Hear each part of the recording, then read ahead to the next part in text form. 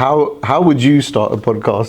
I would say that you're trying to make a statement out of that, right? Maciej, from €1 to €1 billion in 6 weeks. That's how to start it. Someone asked ChatGPT, what's the best way to intro a podcast, right? I'm Maciej.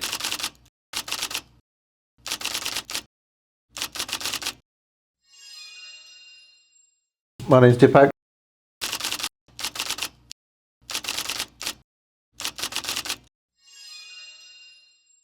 Well, there's only one of you, so you can't stay with every business you work with. What are the signals that says this business is ready to carry on the journey on? And we're going to, because it's the best analogy we've had, like driving, and I did train to be a driving instructor. The core point was, when you pass your driving test, that says you've got the minimum amount of skills to continue your learning by yourself. So in that same analogy, when do you tell a business you've now got the core skills to continue this cyber journey? That's a tough question. I've never asked anybody, so you can answer. Yeah, I mean, first thing that pops to my head is just to be with them through at least one complete cycle. So recommendation, so analysis, recommendation, implementation, and at least one review cycle. If this looks well, and we see that they are actually making use of this cycle, I would say, this cycle approach, then I think they are ready to go further with that, right? It would be, of course, less comfortable if, for example, I don't know, they would skip the next planning, next review, or didn't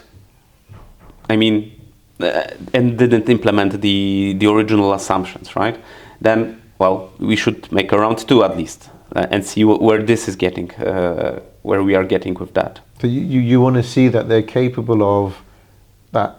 Whether you make a mistake or not doesn't matter. It's that self-analysis and correction cycle.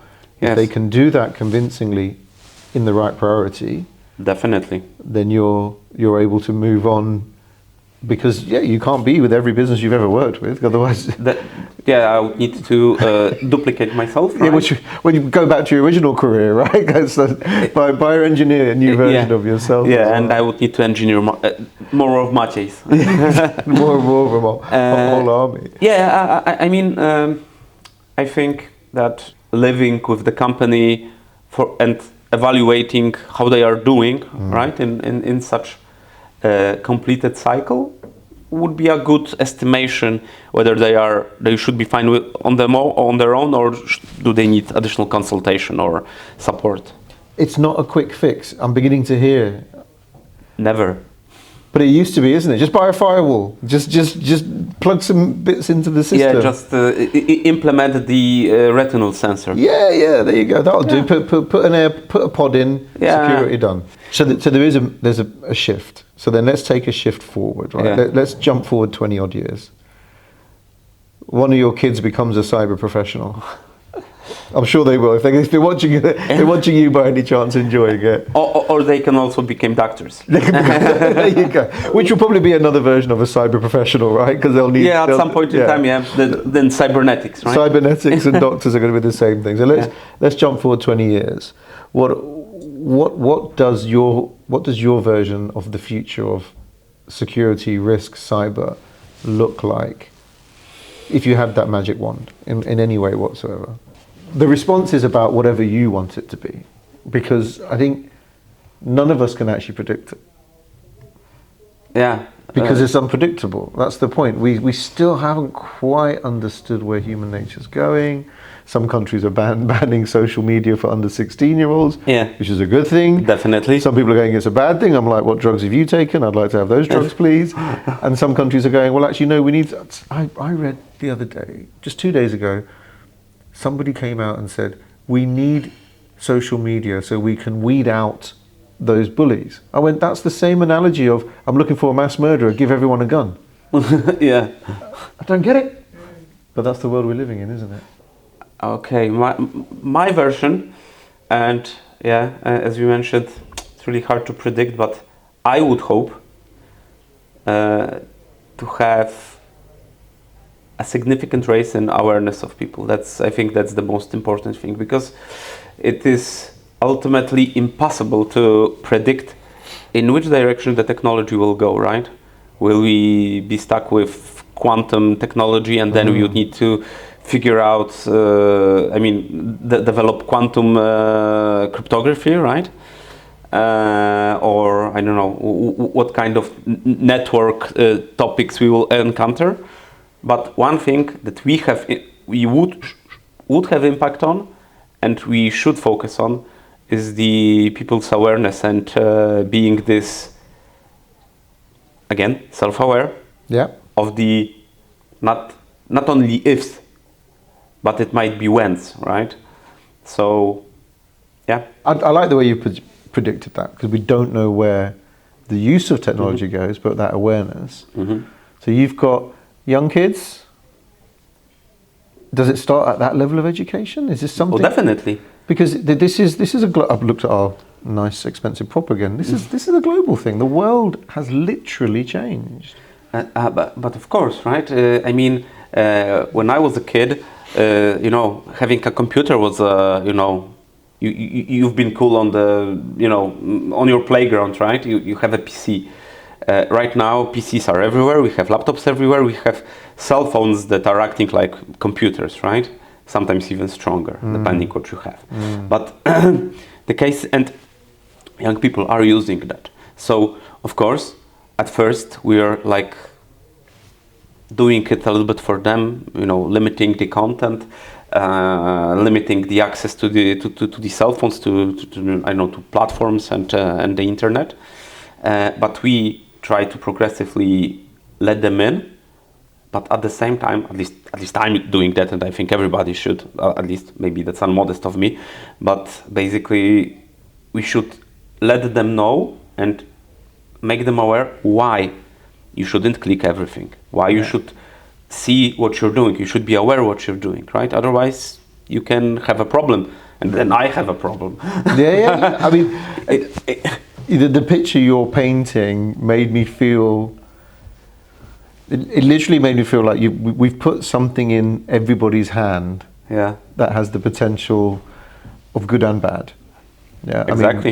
I mean, if we all followed Star Wars, we'd understand straight away. Of course. Yeah, but it is exactly that, isn't it? How you wield it will determine the outcome, but you need to know its potential. You need to know the ups and downs, and then make the best out of it. Yeah. But that education needs to start as a root cause to most things. Like technology seems to drive everything we do, literally, whether it's a car, a home, and whatever. But the access to it means that you're saying that culture and awareness. Are you aware of what this does? Are you aware what you need to do to protect yourself? Exactly. You should even be aware when you're actually consenting to give access to something, right? And people are doing that millions of times daily to, I don't know, all the websites, or applying or agreeing to terms and conditions. That's right. Yeah. So this is, and it's a topic to pick up on around when we make a lot of assumptions, don't we? That when we click on, it's fine, I allow it's these good. permissions. Yeah. And I don't know. Everybody does it. Yeah, everyone does it. That's right. And there's a very famous South Park episode around agreeing to terms and conditions and what you've agreed to. Yeah. You have no idea. And I know we evolved from there, and there's legislation in varying countries of different types that says you must behave this way. Yes. But then people assume that all the hard work's been done by those people making the policies. Exactly. But I get the feeling you're probably going to have more of a fearful insight to that. Is that enough?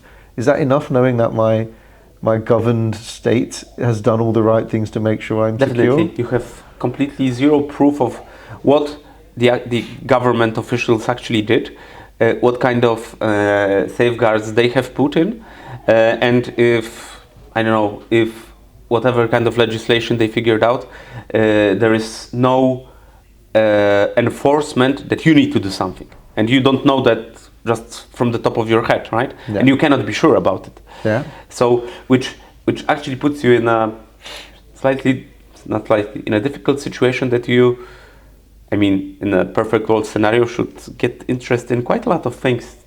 So when you mention all those things that governments are doing, that's the absolute minimum requirement. Mm-hmm. Yeah, and it's often on businesses or processes or ways that things are done. But if we go back to that driving thing earlier, imagine if everybody stopped getting any more skills other than the day they were a learner. Imagine if every single driver on the road only had the skills of a learner. That was the minimum level. Yeah, that's not a safe world, is it? No. But yet we accept in the cyber and security world and that meant, just make sure you've been able to register your incident. Just make sure that you. Yes. That's the minimum. Exactly. That's the minimum. But well, I have a strong conviction that we shouldn't stop at that. Yeah, we shouldn't even. Yeah, that feels weird because that image of all these learner drivers everywhere, you'd never want to cross the road. No, definitely not. Then I'll be waiting for the fifth element way of driving, right? Get out of there. No, we'll do Star Trek. I'd rather teleport then. But I think. Yeah, exactly. I think there's that realization of a serious analogy in terms of, well, those state-driven levels of requirement, whether it's DORA, NIS, take whatever version you want of it, whatever it might be called, cyber assurance framework, whatever you want. Those are so minimalistic. That's not actually where you want to be, is it? No, not really, because abiding to this legislation often means providing framework within your organization, right? Doing the minimal stuff, while the actual security is a lengthy road, right? And you can do it in a minimal way to abide to DORA or NIS, right? Yeah. So you have it only on the paper, and someone might actually hit a stamp on it. Fine. You're NIS2 certified, right? Yep. But in order to have it any real meaning, you actually need to make it a lot more. I started smiling because I suddenly pictured you said football was a sport you're passionate about, and then you moved on to handball. Yeah. I can just imagine the pre-game coach going, listen, I want your absolute minimum. Make sure you put your minimum into this game. Just get the minimum achieved today. Yeah, and then what? I'm only standing on the defense and waiting for the other guys to shoot at the goal. I think we should write a book around this, because suddenly that's it. What coach would ask for the minimum? What teacher would ask for the minimum? What parent would ask for the minimum? But yet we've stated ourselves to say this is the minimum, and actually that's enough. Son, you got a D. That's fine. It's a pass. It's a minimum. It's a minimum. Yeah. I want the minimum effort, and yet we accept it when it comes to professional standards like this. And it by no means are we taking away the purpose of these to get that bar off the ground. Yeah. But I'm going to ask the question, which I've already got an assumption, but I want to hear your version of it. That a lot of businesses make that their North Star to achieve that minimum. They're trying to go, oh, I'm so far behind, I just want to get there. I think you have a very fair point. From my experience with different companies, there were the ones that aimed higher, but for some, and I think it's not a little amount, let's say, it's only to have it signed off, right? It's doing as minimal as it gets to pass some requirement, and that's all, right? They are not thinking holistically, and they are not actually targeting to be safe. They are targeting, give me your minimum. Yeah. Then that's unfortunate, and I think quite a lot of businesses works like that, having their excuse like, I'm doing actually automobile, I only need minimum out of that, right? I'm wondering how they will react if, I don't know, they lose their projects or someone hijacks their OT environment and, I don't know, stops the factory.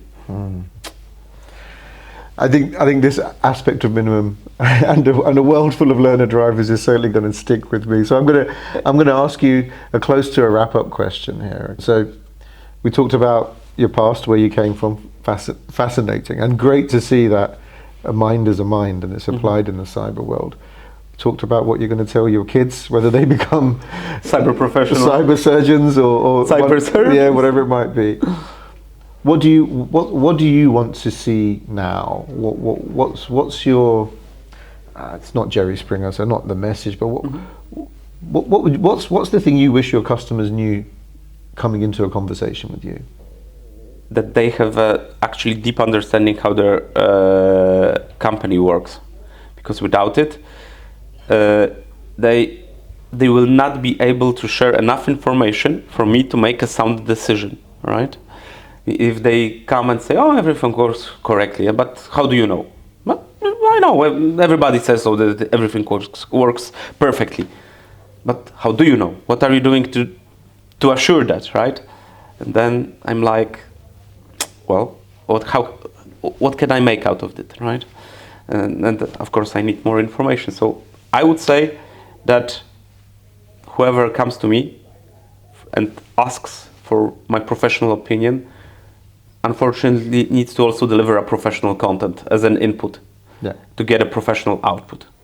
They need to come with data-driven decisions, objectives, so you've got something to base that next analysis. That mini tasting session you're going to do is based on stuff that's in their actual world, yeah?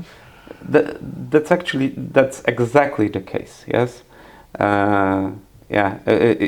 If they will not come with meaningful data support, coming from meaningful source within their company, then all this exercise gets a lot more difficult, and it's a lot more undergoing an entropy, I would say. Love it. Thank you. It's been an absolute pleasure. Great talking to you. Wonderful. You talked about at the beginning how they might have been banging their head against a brick wall, right? They almost become institutionalized that technology is not my friend anymore.